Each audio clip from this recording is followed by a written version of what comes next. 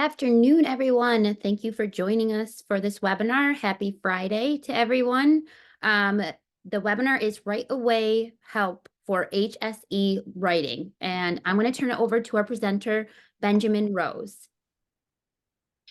Hello, everybody. How are you? It's nice to virtually see you. Hope everyone's having a great Friday. Welcome to this webinar, Right Away Help for HSE Writing. I love writing. It was one of my favorite subjects in school, creative writing, script writing, and I love to teach writing. As we may know, it does not come natural for a majority of our students, especially with the digital age. So the more that we as educators can do to help make that process a little less painful for our students, the better. So that is the purpose of this workshop. Today we'll be talking about an overview of the HiSET essay writing portion and the GED RLA extended response. So if after the first couple of slides you already know the information, please don't log off. I do some general recap in case there are some new people to teaching the HSE writing. So let's go ahead and begin.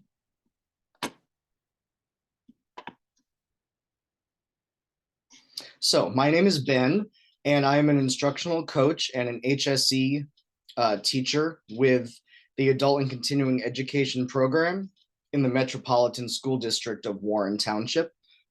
Our program is a very large program. We currently serve 1,800 students, and we have over 1,000 on our wait list for classes for the upcoming year.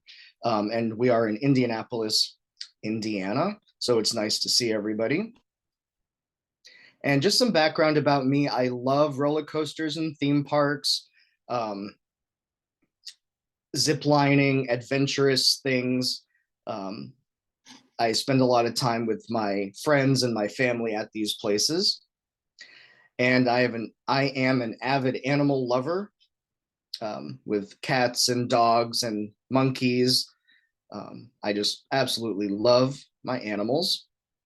And outside of the education world, I am a self-taught musician. I play the pipe organ, the piano. I love to write music, also act on stage, conduct musicals, things like that. And I love my family. I recently moved to Indy from Fort Lauderdale, Florida, having also lived in Arizona and Rhode Island. So I'm very happy to be in Indianapolis, where I currently teach my teachers new teaching strategies and my adult learners. So it's poll time. I have two short polls that I'm going to ask our moderator to go ahead and launch for about a minute. And there you are. There are the questions on the screen. I would love to see your responses.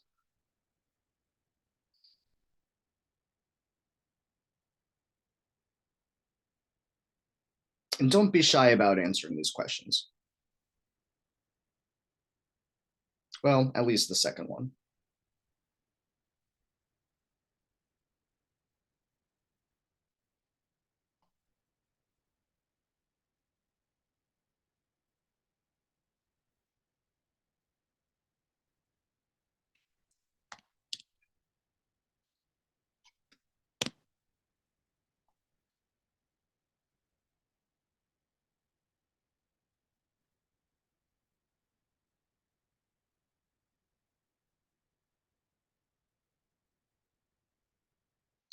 Okay, so here we go. We have the results.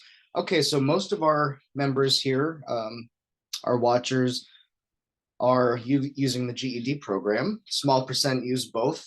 We at Warren Township use both.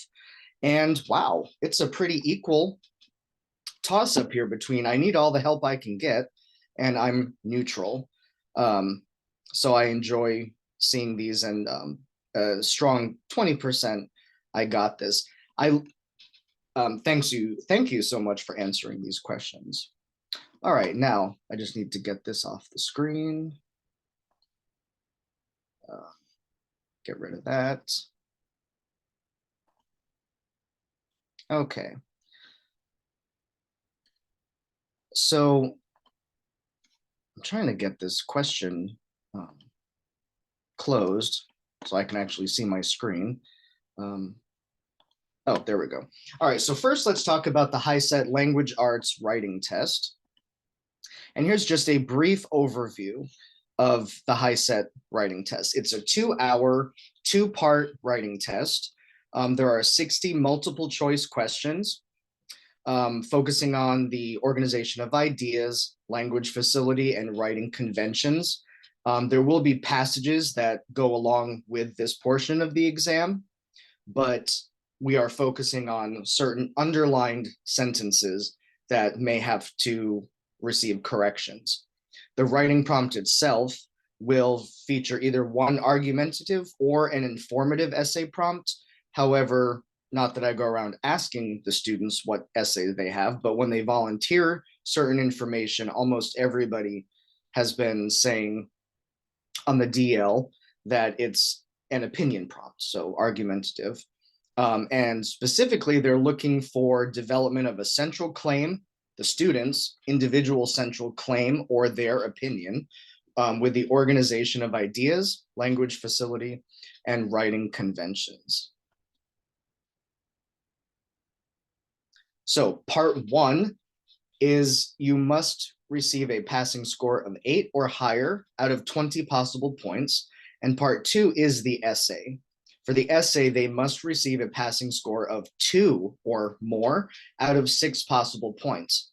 With HiSET, the examinee must pass both parts 1 and 2 at the same time in order to consider the whole writing exam passed and successful. Many of my students will pass the essay portion, but not the editing portion. And some of them, when they retake it, they pass the editing portion, but not the essay portion. So it's kind of a balancing act. You must pass both at the same time. In addition to that 2-part writing test, the students must also take and pass a separate reading comprehension test. The score reports are available within 24 to 48 hours, and it will tell you what they received on both parts, and it will give them a breakdown of this rubric. 43% is most heavily scored in writing language facility, followed by writing conventions and the organization of ideas. I would like to show you what an essay prompt will look like for the HiSET exam, and you can see it on the screen. I've highlighted the most important part.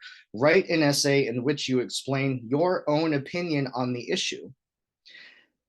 If you want my personal opinion, the HiSET essay is much easier than the GED RLA extended response essay. I mean, we love talking about ourselves. Humans love talking about our own opinions and trying to convince others that that we are correct.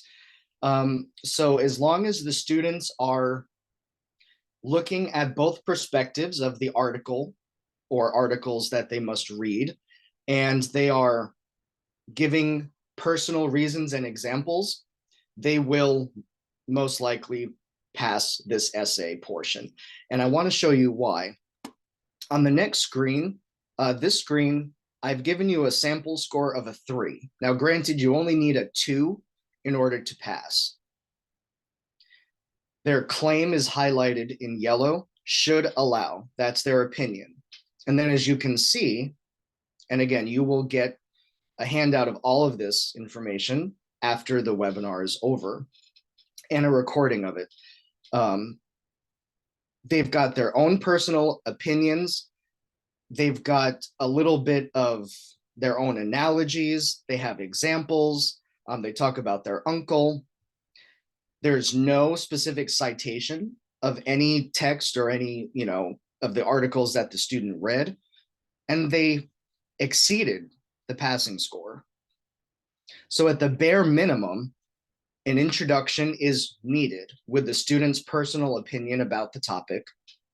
They should have 3 to 4 reasons to support their opinion. They should have at least 2 examples. for every one of their reasons, providing further evidence, and a conclusion statement, just restating what their opinion is on the issue. And that is a passing score. It is much less work required than the GED RLA exam. Now I'm going to quickly just check the Q&A box here. Yes, a certificate of attendance will be sent. And why does the state use both programs? So that's a great question. And Indiana, for a long time, just offered the HiSET. And within this past year, we started offering the GED exam as well. And I think it's a great idea because some of our students, the GED tests are much easier. Specifically, the reading test is easier. But in HiSET, the math test seems to be easier. So students can sort of use both programs. And in Indiana, we can use total transcript to combine and use both testing services to earn their HSE. They just must have a HiSET passing average of a 9 or higher. So I'm not sure if they're going to phase out the HiSET or what, but we are able to use both, but I'm not exactly sure of the exact why for that. Good questions. Okay, so now we are moving on to the GED RLA extended response. My inner geek or nerd is going to come out here because I've really spent a lot of time with the students examining what needs to be done in order to make this a successful and pleasant experience for them. So the extended response or the essay is part 2 of the RLA exam. They must read and analyze 2 articles or one longer article that has 2 opposing views on one topic. They must write 1 argumentative essay within a 45-minute time limit, 4 to 7 paragraphs, 300 plus words. I can't say for sure because I don't work for the GED testing company, but students who have typed less than 300 words have received a 0. It's almost as if you must score more than 300 words in order to have your answer scored. The website says 400 to 500 words is the sweet spot. Now, if you type 500 words of garbage, well, that may not get them anywhere. I'm also told that there is no word count. Students must count or estimate their word count in 45 minutes. Insane. So needless to say, I do at least this similar workshop with my students once a week. And it was dreadful in the beginning, especially when we keep getting more and more new students. Those students deserve the same type of instruction as our returning students. So we are constantly going over this. And at least every 2 weeks, I set a timer for 45 minutes, give them a practice essay, and they just need to do it. So how is the GED RLA extended response scored?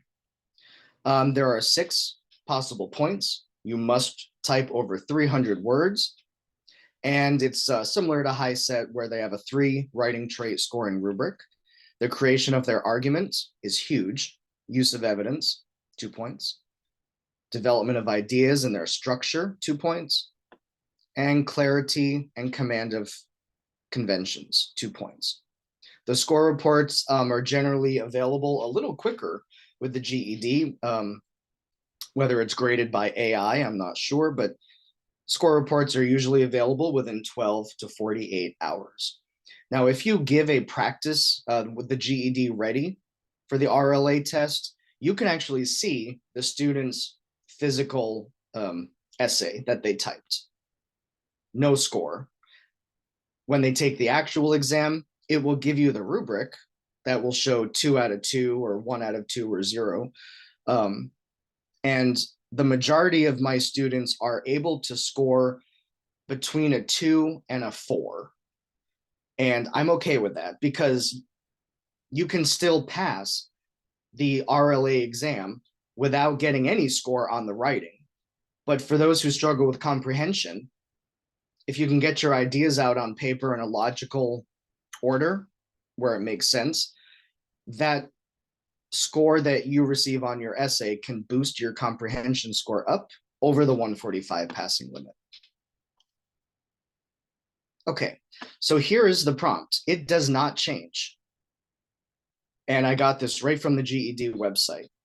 The prompt is always this: develop an argument in which you explain how one position or one author or one article is better supported than the other, aka who used the better evidence. It's all about the evidence here. So here is the breakdown of how this order should go. You must read and comprehend 2 articles. Close reading. Everybody's, dun, dun, dun, dun. But yes, close reading has to be done in writing as well. The introduction should be 3 sentences with the student's claim. And I'm going to break each of these down individually. There must be 2 to 3 body paragraphs, about 5 sentences each, using the acronym PEAL. We love acronyms in education, and I'll explain these later. The students also need to analyze the evidence with the CRAP acronym. It's actually, ironically, a very good acronym. Students should utilize at least 1 direct quote from the text using quotations, and must be able to paraphrase or summarize. And of course, they must end with a conclusion sentence with a claim. Correct. You did hear correctly. A student can get a 0 on the essay and still pass the RLA exam. Okay. Here we go. Close reading. Now, I do not work for New Readers Press or Pro Literacy. I just happen to love their material. Obsessed. So for the close reading part, I use a lot of the graphic organizers and lessons from the Writing for the GED Test series, book 3. Book 3 and 4 both pertain only to writing. So here is what I call CRECC. Close reading in 5 easy steps. The first step, they must find the author's claim in each article. What is the author's opinion? Put a box around it. Next, we must find the author's reasons for their claim. Go ahead and underline those. Next, find the author's evidence and highlight it to support their reason. And at the same time, you must analyze the crap out of each piece of evidence. Again, we'll go over that. And lastly, they must develop your own claim. Again, the test is 45 minutes, people. So this type of dirty work has to be done in the classroom environment, and it must be practiced.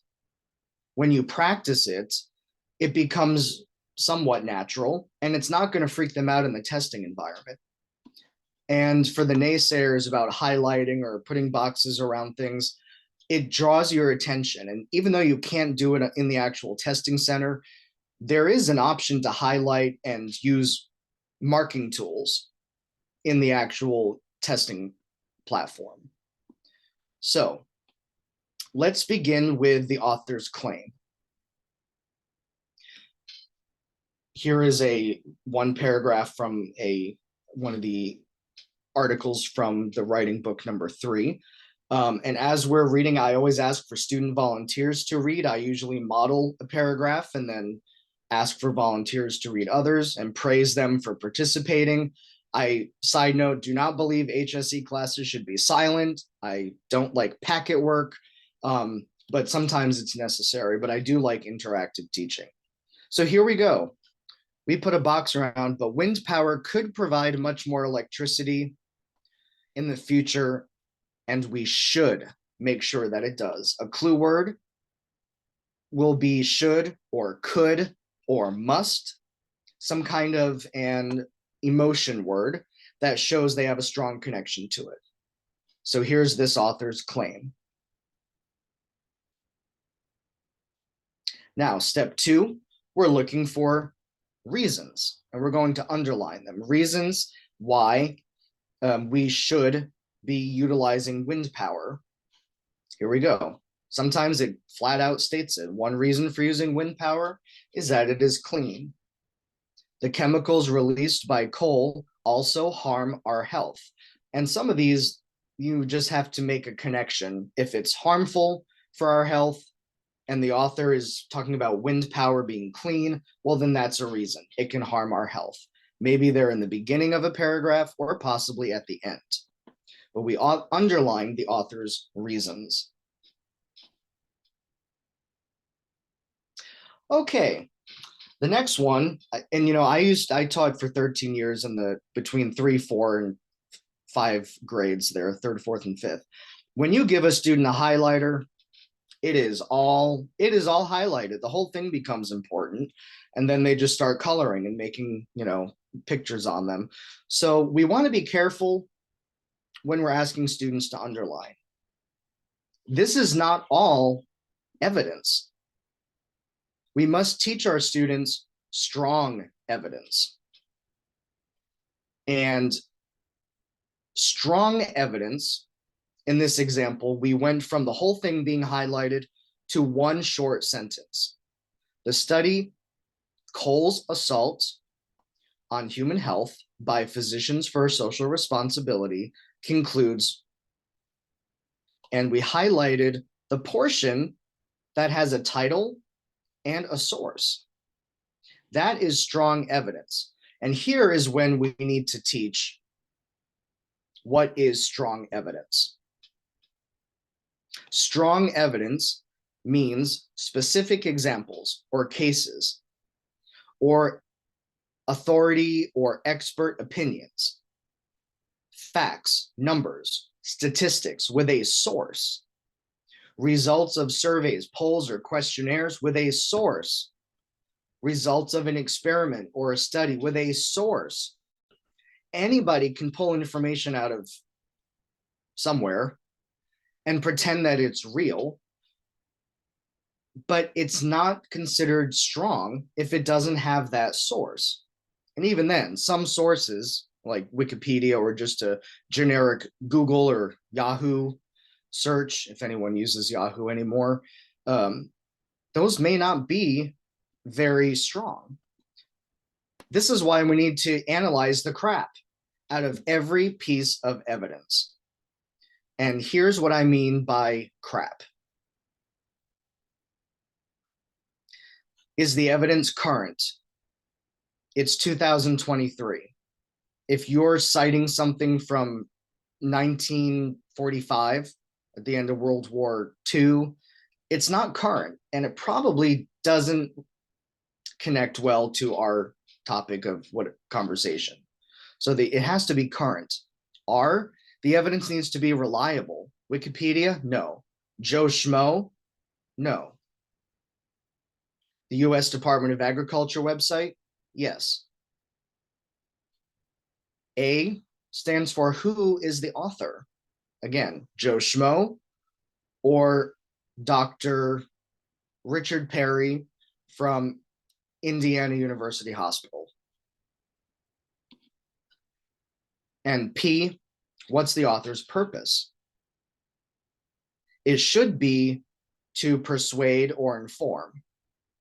If they're saying something for effect or entertainment, it might not serve the purpose of this article or this essay.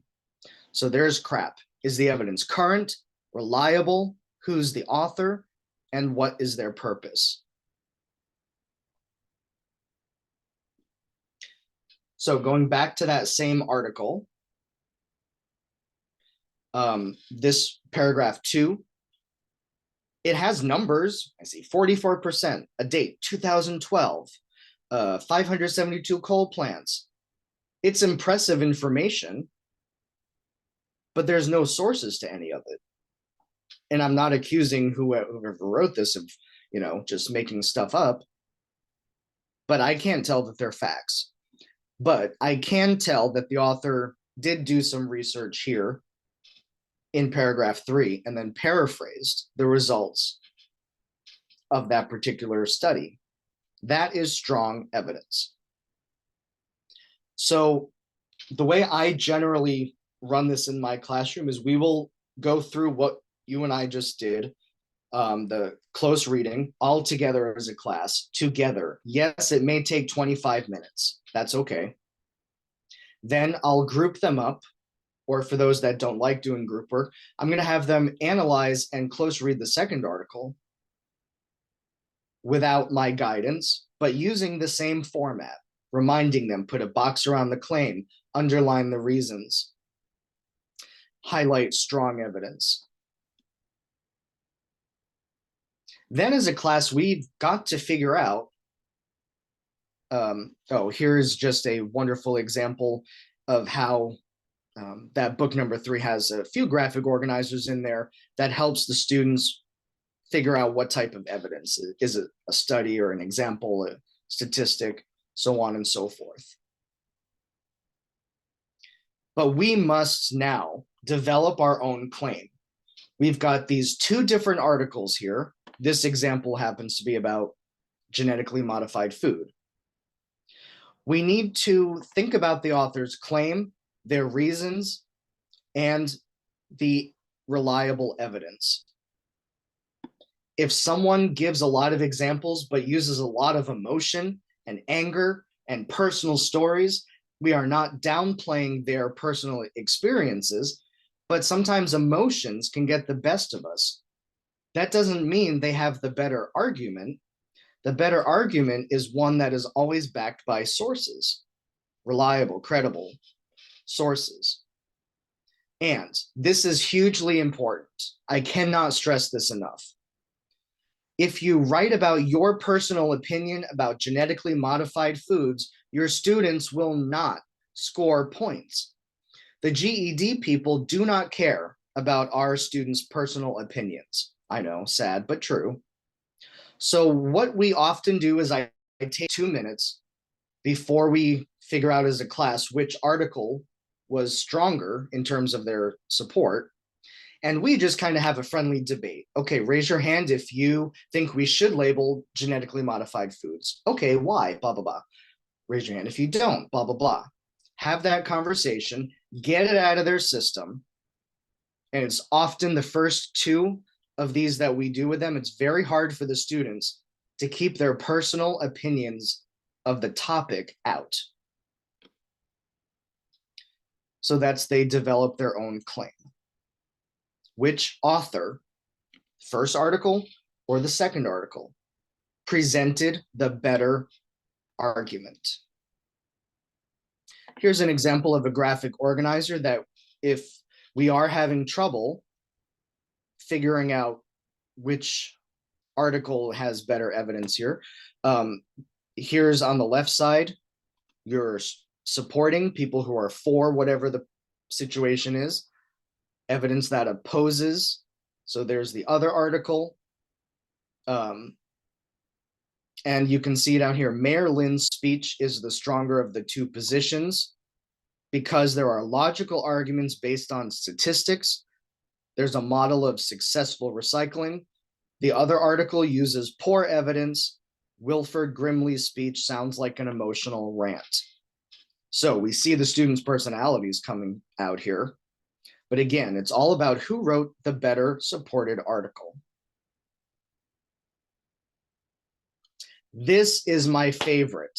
And again, I do not work for this book company, but I use their books all the time. This graphic organizer, I've highlighted certain phrases that 1 can keep the students on track, and 2 helps them sound very, authentic and very studious and scholarly. it brings them into the introduction right away. Marilyn makes the claim that. Wilford Brimley makes the claim that. Our first paragraph is explaining the point of view between the two articles. There's two sentences right there.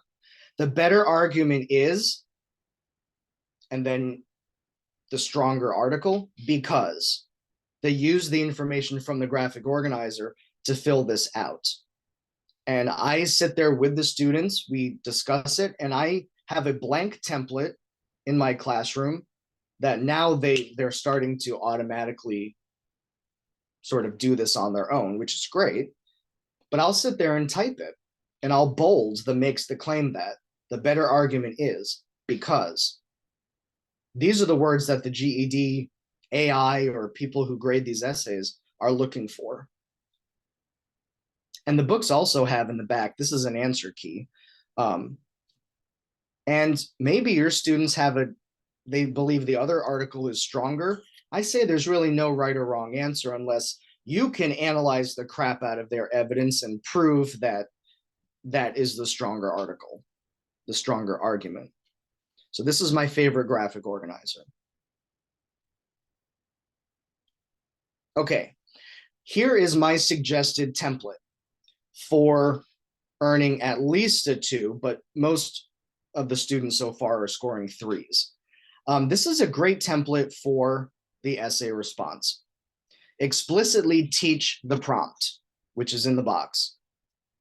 Every day. Yeah, they may roll their eyes, but it's important for them to know where it is, where to find it, because they put it in the middle of a page with no box, no boldface words or anything. So we want to explicitly teach them where the prompt is and what it's going to be. It does not change.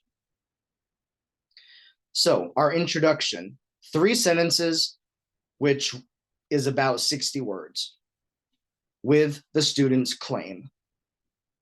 Paragraph 2, we analyze and discuss the author's strongest piece of evidence. Maybe it's that study from the US Coal Association.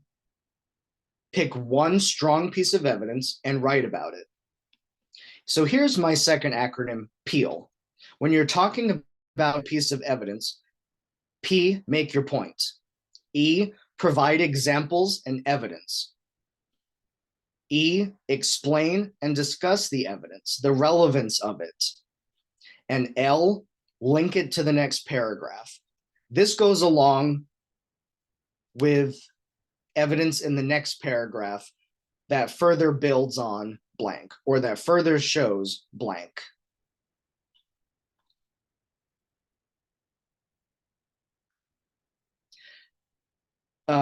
Yes, I see a question here. About how the class structure is set up. And I will try to remember that at the end of this when I give some overall tips. That's a great question. Thank you. Okay, so that's paragraph 2, the strongest piece of evidence. Paragraph 3, analyze and discuss another strong piece of evidence. Again, using PEEL, state your point, give some examples, explain what does it mean, why is it relevant, and link it to the next paragraph. Okay, here's paragraph 4. The easiest, well, okay, one of the easiest paragraphs. Discuss why the other article is not supported, AKA trash talk it. Oh my gosh, they love doing that. We all do, kind of. Talk about it being an emotional rant. Sometimes emotion can get the better of us, and we forget that sometimes we need a little more solid proof. So paragraph 4, 3 or 4 sentences. Why was that other article not well supported? And my favorite little trick here, just copy and paste your introduction. Keep it simple, stupid. I love that acronym, KISS. And literally, you can copy, right-click, copy, and then scroll down, right-click, paste. If you want to get fancy about it, go ahead and type the word in conclusion in front of it. Bing, bam, boom.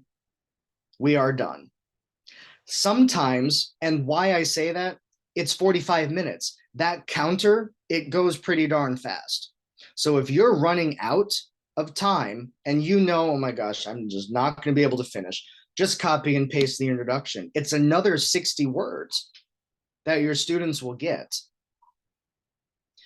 And then sometimes I'll even go a step further and say, okay, if you can't get to paragraph 3, skip to paragraph 4 because it will come easier to them. I was the type of student, and I still am, who will spend so much time in the very beginning of an essay. I sometimes will forget that the ending has to be just as strong as the beginning.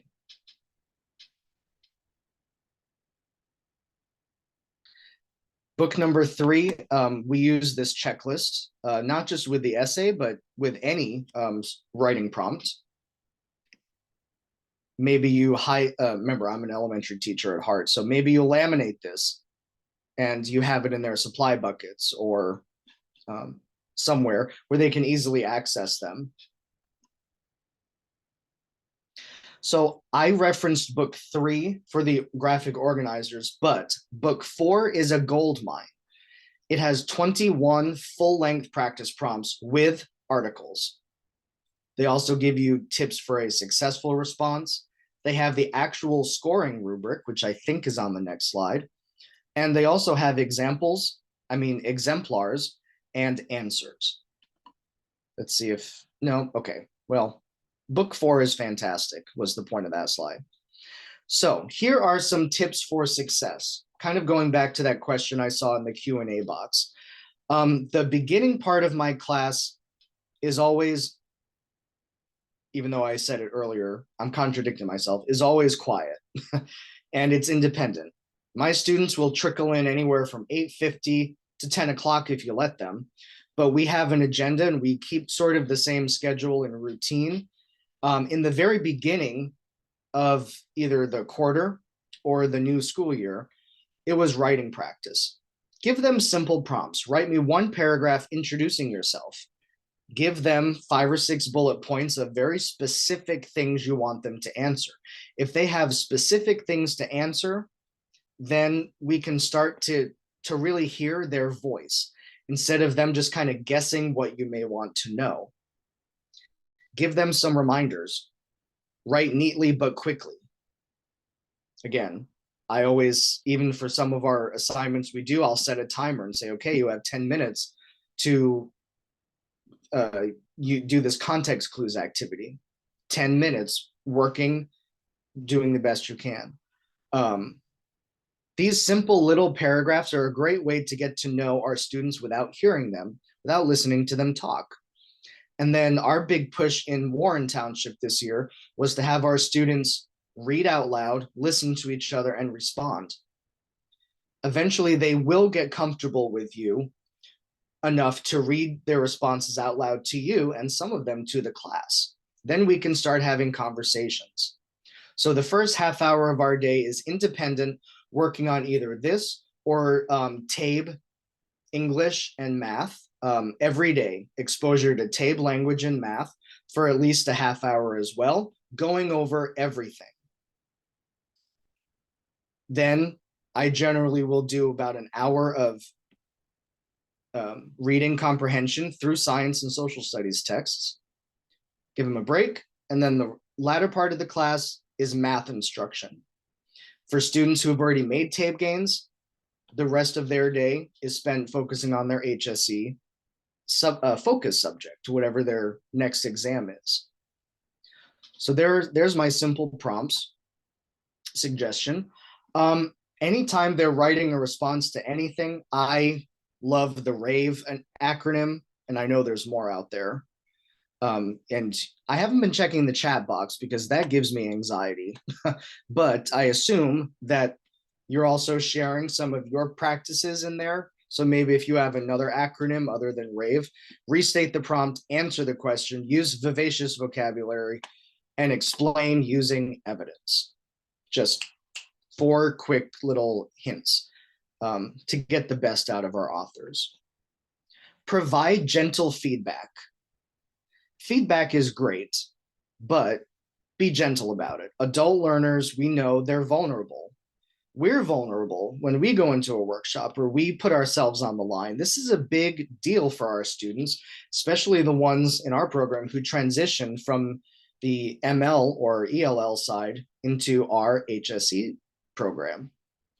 So sure, make the corrections, do it with them, have them next to you, and be nice, have a heart, okay? All right, what's next here? Oh, I think my last tip for success here is exposure. Give them plenty of practice. Like I said, once a week. Do a writing workshop. I do it on Wednesdays just because the W's are there. Here are some books on the bottom that are, I believe, best for if your program just uses HiSET. The books are set up very similarly for HiSET as those writing GED series that I was talking to you about.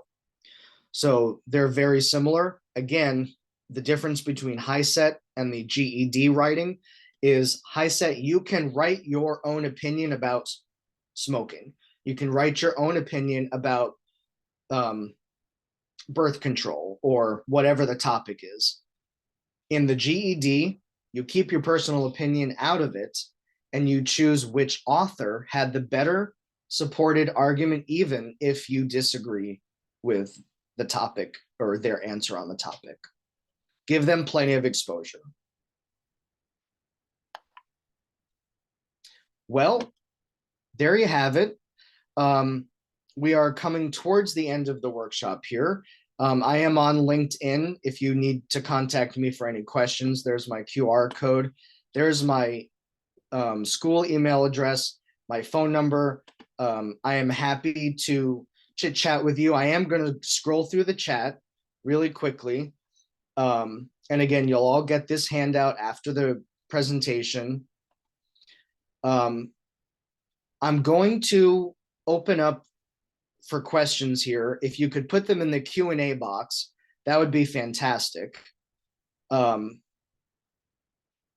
You can always email me, but right now we do have time left over. I wanted to make sure I have at least 5 minutes or so to answer any questions. So this next link is a feedback link. If you could scan that QR code, answer those questions for me, that would be great. Again, you can email me or put your questions in the Q&A box. I'm going to scroll through the chat box really quickly. And scroll back up here.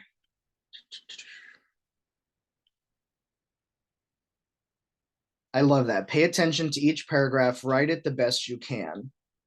1 point, and all he wrote was an introduction. Michelle, wonderful. Very good. I love that. Some are college bound and some are workforce bound. Yes, 1 point at a time. Absolutely. It doesn't let them copy from the sources. That is correct. But they can do it from their own words. Yes, you really can just copy the introduction and the conclusion. But again, if they are running out of time, but the students that I've had get 3s and 4s, they have copied their own introduction. You're not plagiarizing it if it's from yourself. Also, I didn't mention this, but someone did ask here, Natasha, great question, or I guess great answer. The GED.com, they have like 8 or 9 extended response videos. I always show them in the very beginning, the first 2 videos, but they have one for every part of this, close reading, etc. Okay, question and answer box. Was there a sign-in link? I don't know. Sorry, Rhonda. Let's see. Did you say they may be doing away with the HiSET? No, I was just trying to think out loud why we're adding the GED. Are they eventually, could they be replacing it in the state of Indiana? I don't know. Every state has their own requirement. So I don't know that one. Can you send the feedback link to the chat? It's a great question. I am also somewhat technologically declined or disadvantaged. And I'm not sure how to get that without closing out the whole thing. So, but when you get the handouts, you can email me your feedback if that works for you. So the GED ER is scored out of 6 points. The 6 points are added to the 145 or 140, whatever your student scored on the reading part. You can get the writing books, Joan, from newreaderspress.com. Can you post the link to the survey in the chat? Maybe. Let's see, Molly. The student score sheet implies that the 12 points is added. So it's 6 total points. 6 total points, 2 points for each 3 of the writing traits. And it is added. It will not take away points. The number of words, Lisa, for the essay should be 300 or more. Yes, the 6 point. Well, Molly, that's a great question. I have not heard from either the GED conference or the COABE conference that the 6 points are doubled. I don't believe that they are, but that is something great that we should think about. Should writing and mechanics be taught together? Yes. Absolutely. You, anonymous attendee, I absolutely agree with you. And also, you can also show some of the exemplars, some of the student responses, analyze them together. Why do you think they scored a 2 or only a 1? Or why did this student score a 4? So we can work backwards too. Yes, that is correct, Donna. Thank you, Christine, for posting the survey link in the chat. I'm so glad that there are better people on here than I. I want to thank everybody so much for listening to me drone on about a not too interesting topic, but like I said, my inner geek and nerd comes out, and I think we have a duty to help our students make this as smooth and less scary and as less painful as we possibly can. So I do hope that you've learned some tricks here. And I hope that you have something that you can take away from this workshop and apply in your classroom tomorrow. So that was what box is this? Q&A. This is the Q&A box. And going back to the chat box.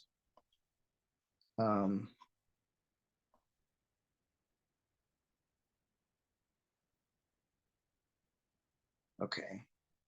Thank you, everybody. All right, so I'm going to go ahead and hand it back to our moderator. This has been a fantastic afternoon. Thank you all so much. And I look forward to hearing from you, okay? Let me know. I'm here to help you. Thank you so much, Ben. I just launched a poll. If you could take that before you leave, there will be certificates sent. Please allow at least 24 hours before you receive your certificate. If you do not receive it after those 24 hours, you can contact us. And you'll also receive the recording link and the handouts, and those will also be posted to our AER page on our website as well. But other than that, everyone have a great weekend, and thank you so much for joining us today. And thank you again, Ben.